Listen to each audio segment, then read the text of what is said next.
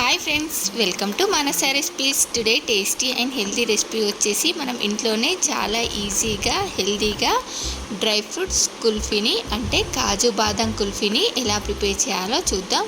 మరి ఎండాకాలం వచ్చేసింది కదా, పిల్లలందరూ ఐస్ క్రీమ్లని కుల్ఫీలని అడుగుతూ ఉంటారు కదా.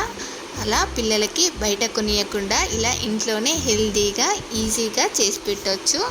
మరి ఇప్పుడు లేట్ చేయకుండా ముందుగా ఇలా ఒక ప్యాన్లోకి 1/2 లీటర్ ఫుల్ క్రీమ్ మిల్క్ని తీసుకొని వేడి చేసుకోవాలి. ఇవి వేడయ్యేలోపు ఇలా ఒక 15-20 బాదాము, ఒక 10-12 జీడిపప్పులు వేసుకొని గ్రైండ్ చేసుకోవాలి. ఇప్పుడు దీనిలోకి ఇలా ఒక 3 బ్రెడ్స్ని తీసుకొని ఇలా సైడ్స్కి ఇలా బ్రౌన్ పార్ట్ మొత్తం కట్ చేసి వీటిని ఇలా మధ్యలోకి కట్ చేసి వీటిని కూడా ఇదే మిక్సీ జార్లో వేసుకొని ఫైన్గా గ్రైండ్ చేసుకోవాలి.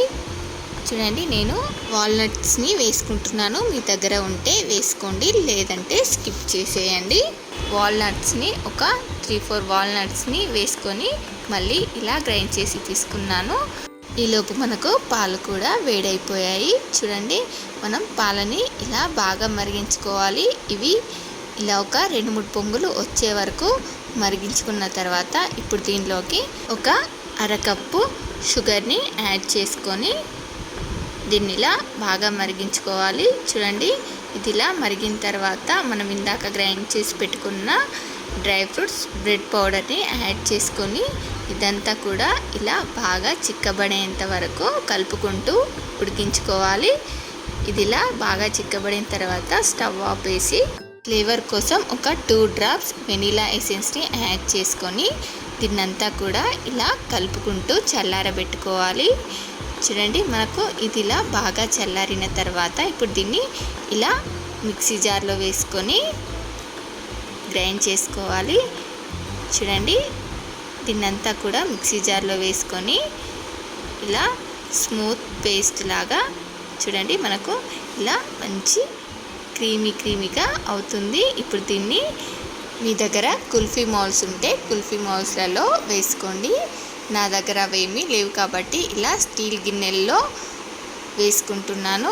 ఇప్పుడు వీటిపై అల్యూమినియం కవర్తో కానీ లేదా ఇలా నేను పాల ప్యాకెట్ని 2 ముక్కలుగా కట్ చేసుకొని ఇలా కవర్ చేసి మూత పెట్టేసుకుంటున్నాను.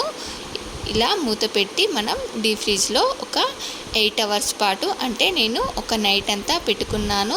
ఇలా 8 అవర్స్ తర్వాత కుల్ఫీ చాలా టేస్టీగా వచ్చింది. అది వీడియో తీసాను కానీ నాకు వీడియో డిలీట్ అయిపోయింది. అందుకని మీకు వీడియోలో కుల్ఫీ రెడీ అయిన తర్వాత వీడియో రాలేదు, ఇంతవరకే చూపిస్తున్నాను.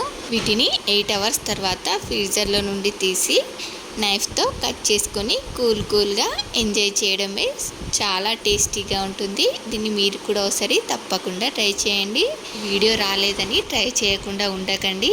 ఈ కుల్ఫీ చాలా టేస్టీగా ఉంది. ఇది ట్రై చేశాక మీరే కామెంట్ బాక్స్లో నాతో షేర్ చేసుకుంటారు ఎంత టేస్టీగా ఉందో. మరి మీకు ఇలాంటి హెల్తీ రెసిపీస్ కోసం మానస రెసిపీస్ ఛానల్ని సబ్స్క్రైబ్ చేసి దాని పక్కనే ఉన్న బెల్ సింబల్ని క్లిక్ చేయండి. Thank you for watching my video.